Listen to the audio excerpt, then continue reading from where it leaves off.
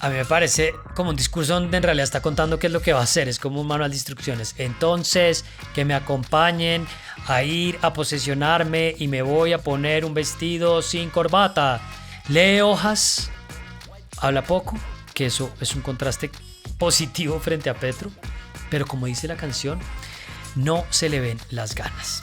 Antes de eso ustedes no van a encontrar que hablaran del tigre, pero a partir de ahí se viene un músculo de propaganda digital gigantesco, se viene pues también la expectativa, el run run que empieza a moverse y los medios también se montan a decirle así, necesitaba un apodo. Entonces el asesor que le habrá dicho, le dijo, mira, en Argentina está Javier Milei y a él le dicen el león. Faltan 3 semanas para las elecciones al Congreso y las consultas presidenciales.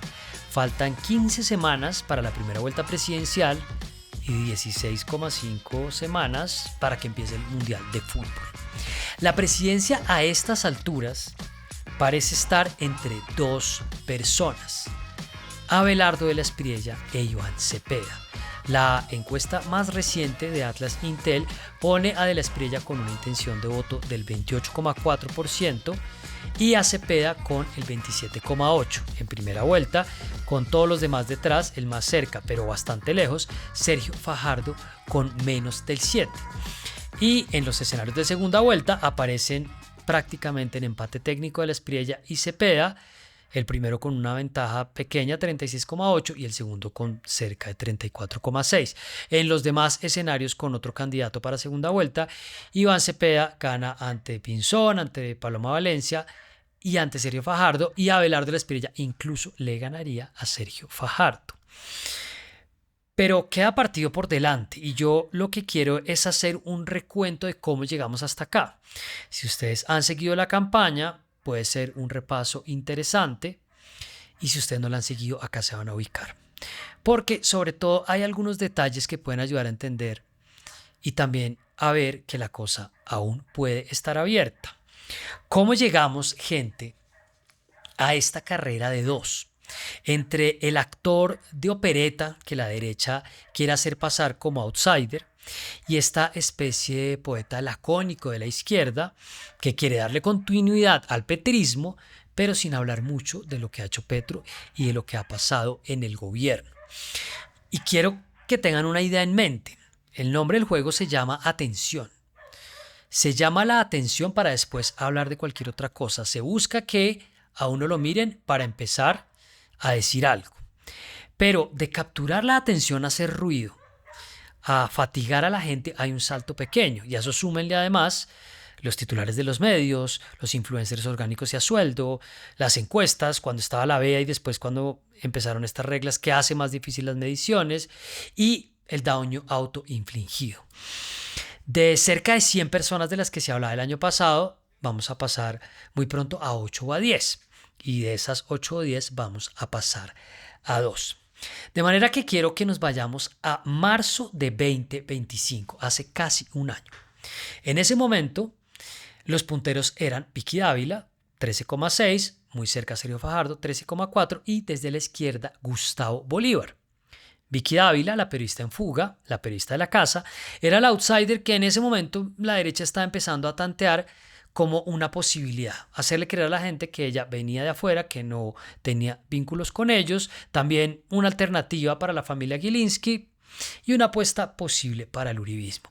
Fajardo, que siempre empieza así en las encuestas, y Gustavo Bolívar, que ha tenido una elección, una campaña desastrosa para la alcaldía de Bogotá en el 2023, completaba esa postal de 3. A mitad de 2025 pasan dos cosas grandes. El atentado contra Miguel Uribe Turbay, que fue en junio y le produjo la muerte finalmente en agosto. Y a propósito de eso, no sabemos quién mató a Miguel Uribe Turbay, no sabemos nada más allá de algo sobre los autores materiales.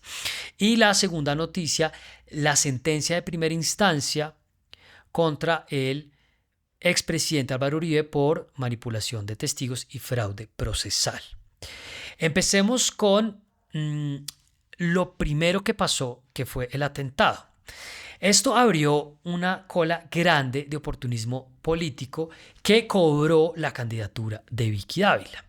Se volvió un meme. Esta es una foto real de ella entrando a la Santa Fe o tratando de entrar cuando sucedió el atentado, pero de ahí no saldría.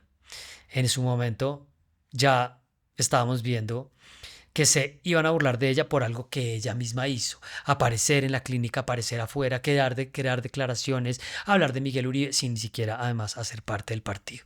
Y les decía que de ahí no saldría. Hace poco fue a visitar una comunidad wayú en La Guajira. Ella misma se tomó esta foto, pero pues de ahí ya no se vuelve, gente. Vicky Ávila Ponqueta, Vicky Ávila en el Catatumbo, Vicky Ávila con el 7 en Medellín, Vicky Ávila visitando la comunidad afro, Vicky Ávila hard rock. Vicky Ávila en todas las modalidades posibles. Eso la terminó dejando parqueada y sin opción. O por lo menos lo que parece no tener una opción. Eso sí, Vicky Ávila nos dejó en medio de las declaraciones, cuando tenía un megáfono más grande, una perla importante que sigue siendo bastante vigente. Trabajé con clientes. Él, en su profesión de abogado, toda la vida decidió trabajar para bandidos y ganar mucho dinero y hacerse millonario con los bandidos. Entonces, Vicky Ávila habló y rompió puentes directamente con Abelardo de la Espriella, y eso pues también le costó que no pudiera hacer un acercamiento, pero lo que dijo en ese momento es lo que sigue siendo una pregunta sobre la mesa, que él hizo su plata defendiendo bandidos y ahora está detrás de la presidencia, y a eso vamos a volver. El segundo efecto que tuvo el atentado y la posterior muerte, el asesinato de Miguel Uribe Turbay, fue la breve candidatura presidencial de su padre, de Miguel Uribe Londoño, que en el mismo sepelio, en el discurso que dio en el Congreso cuando estaba en Capilla Ardiente, el féretro de su hijo, de una vez señaló a Gustavo Petro y pues insinuó que él iba a continuar con sus banderas, y pocos días después del entierro ya lanzó la candidatura presidencial. Miguel Uribe Londoño, político de carrera, olfateó una oportunidad y tuvo una favorabilidad inicial en algunas mediciones. Para entonces las encuestadoras incluso estaban metiendo a María Claudia Tarazona, la viuda de Miguel Uribe Turbay, dentro de las encuestas. Entró al menú del Centro Democrático, después lo sacaron, se unió con Abelardo de la Espriella, pero no, y ahora volvió a aparecer como candidato con algún aval de un partido de garaje, pero esa candidatura desde el Centro Democrático se ocasionó por cuenta de desecho y ahí terminó. El otro hecho importante que hubo en mitad de año fue la condena en primera instancia contra Álvaro Uribe. Recordemos que el 28 de julio de 2025, la jueza 44 penal del circuito Sandra Heredia lo declaró culpable de los delitos de fraude procesal y de soborno de testigos. Unos meses después sería absuelto en segunda instancia. Y unos días antes de que se conociera la sentencia en primera instancia, cuando además había mucha presión por cuándo iba a fallar la juez, estaban cerca los términos de prescripción, que la audiencia iba a ser un día, que iba a ser el otro, la defensa del expresidente pues dilató a más no poder ese proceso. Unos días antes les decía, se conoció la candidatura de Abelardo de la Espriella, ¿dónde más? Sino en Revista Semana. En ese momento, estamos hablando más o menos 15 y 16 de julio, un par de semanas, les decía, antes de que saliera la condena de primera instancia contra Uribe, este fue el enmarcado de la campaña y de lanzamiento de Abelardo de la Espriella. Fíjense además en el verso de él, en ese acento costeño menos pronunciado, que después vamos a ver cómo se desata. Durante todos estos meses que se venía hablando de su posible aspiración presidencial, que hoy se confirma, usted va a estar en la contienda presidencial, va a recolectar las firmas y ya hace parte de ese grupo de candidatos. Se habló mucho de una posible fórmula vicepresidencial con Álvaro Uribe Vélez. Ahora el hijo del expresidente Tomás Uribe pone a sonar esa idea también, lanza esa propuesta. ¿Tiene usted esta idea en mente de ofrecerle esto al expresidente Uribe? Diego, te recuerdo que quien propuso y habló de esa posibilidad fui yo. Le estoy quitando el crédito entonces. El autor de esa idea soy yo. En consecuencia, por supuesto, que yo estaría honrado en que el presidente Uribe pudiese hacer parte de esa fórmula. Nos ahorraríamos muchos problemas, sería un gobierno absolutamente maravilloso que mezclaría la ardentía de la juventud con la sabiduría de la experiencia de un titán de la política y del patriotismo como Álvaro Uribe Vélez. Propone entonces en ese momento a Abelardo de la Espriella a Álvaro Uribe como fórmula vicepresidencial. Yo decía cuando eso sucedió, pues que era también una forma de presionar a la juez, de armar una especie de cortina de humo. Decía yo también en ese momento que no tenía duda de que este país podía elegir a Abelardo de la Espriella presidente, que tal vez no pensara que fuera a pasar ahí, pero se asomó en ese momento y a partir de ahí empezó a subir. Mientras tanto, en el pacto histórico, el candidato fuerte era Gustavo Bolívar. En febrero del año pasado, en el primer Consejo de Ministros por televisión, que ustedes recordarán, la boda roja, Bolívar le había dicho a Petro que lo amaba. Pero Bolívar cayó en desgracia y, entusiasmado con lo que indicaban las primeras encuestas, renunció en abril. Recordemos que tenía hasta mayo para que le aceptaran la renuncia y así no quedara inhabilitado para poderse lanzar a la presidencia. El caso es que pasaron los días y Petro no le aceptaba la renuncia. No se sabía si de pronto estaba jugando a que quedara inhabilitado y se encontraron en un evento en Tibú, en norte de Santander. En ese momento, Gustavo Bolívar, aún como la cabeza del Departamento de Prosperidad Social, llegó 6 horas tarde el presidente y mientras estaba hablando el maestro de ceremonias, pasó lo siguiente. Luego de haber escuchado a los representantes de las entidades del gobierno nacional, buenos días, y rompo, tardes ya, sí señor. Rompo el orden del día porque no me parece que sea así. Gustavo Bolívar y otros compañeros. Primero, pues ya los que renunciaron. No se puede confundir eso, Angie. Persona que renuncia porque tiene una aspiración ya se va. Entra su reemplazo que tiene que venir a hablar. Entonces le da la instrucción a Angie Rodríguez en ese momento en el Departamento Administrativo de Presidencia que no pueden estar, pero no le había aceptado la renuncia. Evidentemente ahí sí se la acepta. El caso es que Gustavo Bolívar, que aparecía como una especie de favorito y que tenía las encuestas, según se decía en su momento y reportaban muchos medios y decían algunas fuentes, no tenía el voto de confianza de Petro, pues que de nuevo tenía el antecedente de las elecciones a la alcaldía de Bogotá de 2023, donde quedó tercero, por detrás de Oviedo y por detrás de Galán, que fue el que ganó. Pero ahí se empezaba a abrir una pregunta de, pues, si él tenía el apoyo Bolívar, pues Uribe, tendría Petro en últimas que apoyarlo. Y acá entra otro actor de reparto con ínfulas de protagonista. Petro le empezó a dar juego al exalcalde de Medellín, Daniel Quintero. Recordemos que hubo una pequeña reunión política en la Plaza de la Alpujarra. Esto fue en Medellín en junio. Petro hizo básicamente un evento político para criticar a Federico Gutiérrez, al alcalde de Medellín, subió a la tarima a líderes de las bandas criminales bajo un supuesto marco de la paz total y de unos diálogos, pero eso con bastantes irregularidades, el pastiche de la paz total. Y acá ustedes pueden ver que subió en la tarima a Daniel Quintero. Daniel Quintero, además, lleno de problemas y con una imputación por un delito de corrupción durante su paso por la alcaldía, con todo su gabinete embolatado, pues encuentra ahí como un lugar para literalmente asomar la cabeza.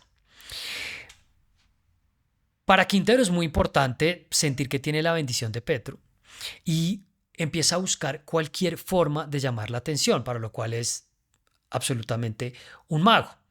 Entonces, entre otras, se va hasta el Amazonas, a la frontera con Perú, y hace este valiente video para después salir corriendo de allá.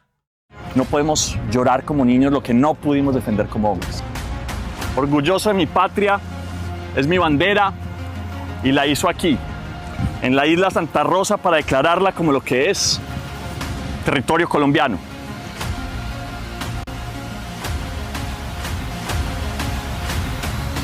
¡Viva Colombia! Colombia se defiende. En algún otro video aparece Quintero ya no abrazando la bandera de Colombia, sino la de Palestina, pero años atrás abrazaba la de Israel. Ahora era de izquierda, era indigenista, era progresista. Entonces, en ese momento parecía que tenía el favor del presidente y que tenía gasolina y algo de apoyo en las encuestas. Pero después de mucha incógnita, a finales de agosto de 2025, Iván Cepeda finalmente dijo que sí se iba a lanzar. En ese momento recordemos que también era precandidata por el Pacto Histórico María José Pizarro y Gustavo Bolívar, y la exministra de Salud Carolina Corcho ya estaba planillada y estaba empezando a reunir y armar su candidatura, todo en el preámbulo de la consulta o de las consultas que se podían hacer en octubre. Eso, por supuesto, le abría un espacio a Daniel Quintero para entrar en esa consulta, ganársela y robarse la candidatura del Pacto Histórico. Y por cuenta de ese riesgo, Gustavo Bolívar, que ya estaba de ida y vuelta en peleas y acusaciones con Quintero a través de redes sociales, entre otras diciéndole a Quintero pues, que tenía bodegas trabajando a su favor, y también diciendo Quintero que gente que había estado en su bodeguita ahora lo estaba ayudando a él. Bolívar tenía que defender al Pacto Histórico del virus de Quintero, así que se retiró también María José Pizarro para apoyar a Iván Cepeda y que no se dividiera el voto y terminara siendo un desastre para ellos. Entonces, la siguiente foto que nosotros vimos fue en el preámbulo de esa consulta de octubre entre Daniel Quintero, que además estaba, mejor dicho, más feliz que perro en lancha, estaba Carolina Corcho, estaba Iván Cepeda, que ahí ya le estaban empezando como a decir pues que había que sonreír y le estaban enseñando como que había que mostrar un poquito los dientes, pero los dientes para sonreír. Y viene entonces todo este debate larguísimo del Consejo Nacional Electoral, porque esas eran unas consultas internas, pero el Pacto Histórico, que era una sumatoria de movimientos, no había regularizado, ordenado su situación en varios de esos movimientos y partidos, pues ya de esto yo he hablado en otros momentos, y el riesgo era que no se tuviera como una consulta interna, sino como una consulta interpartidista. En ese momento también, en esa consulta, ustedes también saben, se iban a votar las listas del Pacto Histórico para ver cómo iban a quedar ordenadas, y entre otras varios influencers quedaron ya listos, influencers que fueron contratistas de RTBC, del Estado, del gobierno, pues listos para su campaña. Les dimos un empujoncito en su campaña. Entonces, cuando la registraduría finalmente dice, sí, está todo bien, vamos a hacer esta consulta, pero es interpartidista, Quintero se baja, dice que ya no va a participar, pero ya está en el tarjetón. Y me estaba confundiendo con Petro, porque es que Petro fue el que en últimas insistió y empujó para que esto pasara, y terminó siendo un problema y un desorden tremendo. Ya vamos a hablar de todas maneras de lo que hizo el Consejo Nacional Electoral para sabotear al pacto, pero también ha habido muchas irregularidades y muchos errores del mismo pacto para armar su partido único. El caso es que hubo finalmente consulta. Quintero no quiso participar, pero pues igual lo contaron porque ya no lo podían sacar de los tarjetones. La gana Iván Cepeda con el 65% de los votos, saca más de 1,5 millones.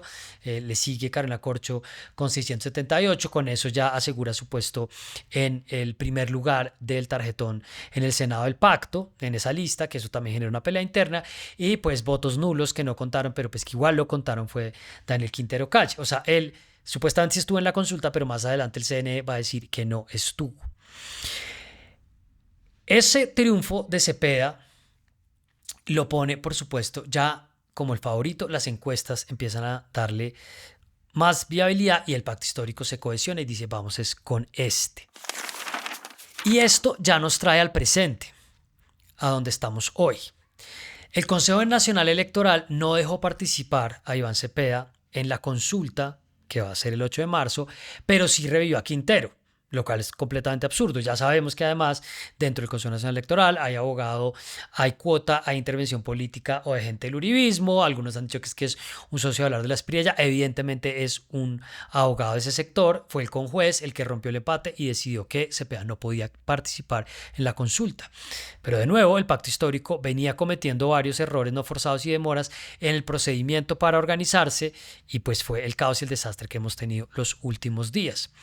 Y digo que es absurdo absurdo que no haya dejado a Cepeda y se haya dejado a Quintero, pues porque en el caso de Quintero dijo que él realmente no había participado en ninguna consulta y sí podía participar ahora, mientras que Cepeda había participado en otra consulta y no lo podía hacer en esta.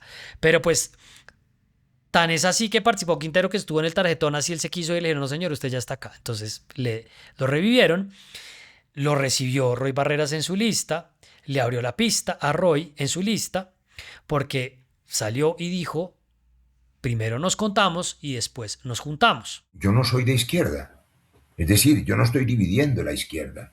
Mi tarea es ofrecerle al progresismo que va mucho más allá de la izquierda. A ver, hay un montón de liberales independientes, hay un montón de personas sin partido, hay verdes progresistas, hay gente que quiere el cambio, que no quiere votar por la derecha. Porque pues el pacto histórico, yo no sé en qué momento pensó la izquierda, un sector del petrismo, que el apoyo que habían recibido de Roy Barreras para ganar las elecciones de 2022 no tenía ninguna cola, no tenía ninguna nota a pie de página, y pues ahora Roy está diciendo, yo también voy a competir, con el objetivo de sacar más del 1,5 millones de votos que sacó Iván Cepeda en la consulta.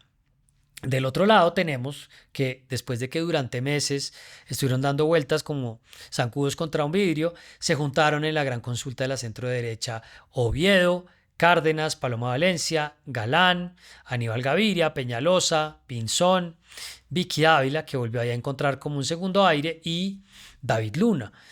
Esa consulta pues la está encabezando en todas las encuestas Paloma Valencia, Vicky Ávila ahí va detrás, yo creo que ya sin chance, pero pues con algo de visibilidad. Y pues el objetivo de ellos es, yo qué sé, sacar cerca de 5 millones de votos para estar activos, para estar vigentes. Obviamente, si tenía que haber consulta y si iban a montar todos en consulta, pues esto iba a incluir también a los que quedan por fuera. Claudia López durante días estuvo diciéndole y buscando a Juan Fernando Cristo, a Mauricio Armitage, a Luis Gilberto Murillo y a Sergio Fajardo. Le dijo también que hicieran una consulta juntos. Ellos fueron aliados. Recordemos que Claudia López fue la fórmula vicepresidencial de Sergio Fajardo en las elecciones de 2018. En 2022 fue Luis Gilberto Murillo. Entonces, esto volvió a ser como la época del cafecito con De la Calle.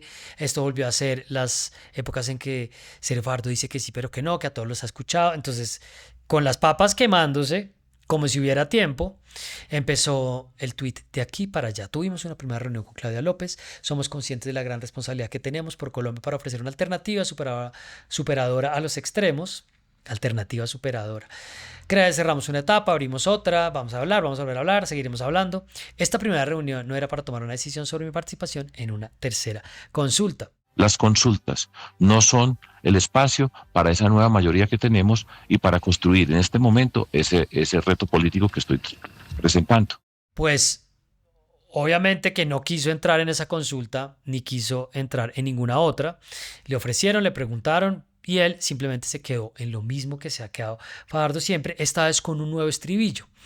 Él está construyendo una nueva mayoría y las alianzas no son esa nueva mayoría. Él está construyendo una nueva mayoría y esa nueva mayoría no está en las consultas, esa nueva mayoría no está en ninguna parte, sino en que él vaya a primera vuelta.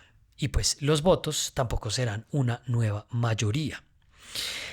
Entonces, nos quedamos con el tarjetón de las consultas, que acá viene algo que a mí me parece muy interesante, y es que a pesar de que le hicieron modificaciones en el diseño para que quedara claro que son varias consultas y dice arriba marque una sola opción este tarjetón, pues al final lo que había que hacer era aparecer en el tarjetón. Entonces Claudia López fue y le timbró a un vecino y lo metió en su consulta. Está la consulta por Colombia, donde están los otros 9 que venían hacía rato organizándose, que al final tuvieron como un tiempo más para estabilizar esto, y está el Frente por la Vida de Roy Barreras, que puede repartir avales y que además sumó al indigenista Daniel Quintero. Y digo que acá es interesante porque va a haber muchos votos anulados de la consulta. La gente del pacto está diciendo proactivamente no votarla, lo ha dicho también el presidente, pero yo creo que acá mucha gente que va a recibir el tarjetón, supuestamente ahora dicen que no, que hay que pedirlo, el de las consultas, pero supongo que en otros puestos de votación lo van a entregar, va a terminar tachando la X y la cara que acá más le suena. Entonces a mí no me sorprendería que al final gente como Claudia López termine teniendo una votación más o menos alta, Lo mismo que espera Roy Barreras o gente que es más o menos conocida como Juan Manuel Galán, o podría ser Vicky Ávila, pero puso una foto que yo creo que la gente no la va a reconocer. Eso hace que todo esté de todas maneras un poco abierto. Al final son varias consultas, pero hay un solo tarjetón. Ahora, en las consultas no va a estar ni Abelardo de la Espriella, ni Cepeda, ni Fajardo. El pacto histórico piensa que a Cepeda le alcanza para ganar, pero yo lo dudo, como también creo que lo puede dudar el presidente Petro. Necesita algo más, no para pasar a segunda vuelta, digamos que le puede alcanzar para segunda vuelta, pero tendrá que sumar para poder disputar la presidencia. Cepeda es un congresista hace 16 años, que ha liderado el discurso de las víctimas, que ha ejercido una oposición férrea contra Uribe y la derecha. De hecho, fue el que más impulsó ese proceso por manipulación de testigos contra Uribe, que entre otras, esto también lo he contado acá, pues empezó porque Uribe quiso embarrar a Cepeda y Cepeda le dio la vuelta y lo terminó embalando a él. Pero acá hay unas cosas sobre Cepeda que me parecen interesantes. Bueno, lo primero, le empezaban a decir que tenía que sonreír, porque pues él siempre ha estado súper serio. Le dijeron como, no, señor, usted tiene que sonreír un poquito y decir algo. Y he estado viendo discursos de él y no dice mayor cosa. No habla mucho de lo que ha sido este gobierno. No habla mucho de lo que él ha sido en este gobierno y de las cosas pues, que tendrían que pasar. Más bien, me parece a mí que es una candidatura que por momentos pareciera que para él es como de trámite, sin mucha cadencia, sin mucha fuerza. Me comprometo con ustedes tal vez, en mi condición de jefe de Estado para hacer realidad una reforma política, para adelantar una reforma que de una vez por todas acabe el fraude, la compra, el robo de votos, así como los escrutinios amañados. Esa será una prioridad, limpiar la política de esa clase de mañas y trampas electorales y también con ella de la clase corrupta, clientelar y politiquera. Ay, hay un silencio tenaz como mientras él mira la hoja. Bueno, vamos a ver un pedazo del final del discurso. Esto fue en Barranquilla hace unos días. Y los invito a triunfar, ya que el próximo 7 de agosto me acompañen a la posesión de nuestro segundo gobierno, ya que estén presentes cuando en la entrada del Palacio de Nariño yo llegue a darle a nuestro compañero presidente Gustavo Petro el abrazo de reconocimiento de nuestro pueblo a su exitosa labor cumplida y en ese momento asuma la jefatura del Estado para dar comienzo al segundo gobierno progresista que será el de las revoluciones este sí va a ser el de la revolución sociales, económicas y políticas. ¡Que viva el pacto histórico! ¡Que viva el presidente y compañero Gustavo Petro! ¡Que viva Colombia, patria libre, digna y soberana! A mí me parece como un discurso donde en realidad está contando qué es lo que va a hacer, es como un manual de instrucciones. Entonces, que me acompañen a ir a posesionarme y me voy a poner un vestido sin corbata. Ahora, habla de finalmente una reforma política, habla finalmente de erradicar la corrupción, pero pues de lo que ha pasado en el gobierno, por ejemplo con la Unidad General de Gestión del Riesgo, de los casos de corrupción de, no sé, el hermano de la ministra con sus contratos, el uso de los fondos en RTBC, la propaganda que le están haciendo, de eso pues por supuesto no hay nada, pero tampoco de la paz total en la que él en teoría tenía un rol protagónico. Lee hojas, habla poco, que eso es un contraste positivo frente a Petro, pero como dice la canción, no se le ven las ganas. Y del otro lado está Abelardo de la Espriella, que se vende como el outsider que por supuesto él no es. Dijo además en su lanzamiento que él podía tener como fórmula vicepresidencial a Álvaro Uribe, pero ahora pues ha abierto el espectro para intentar buscar gente hacia el centro. Y acá el cuento de él se lo han comido los medios, se lo ha comido mucha gente, pero todo lo que uno va viendo de cada elemento va armando el rompecabezas de un candidato dummy, de un candidato de cartón al que le han ido poniendo significado. En junio, cuando él da esa entrevista en Semana, nadie le decía por el remoquete por el que ahora es conocido del Tigre.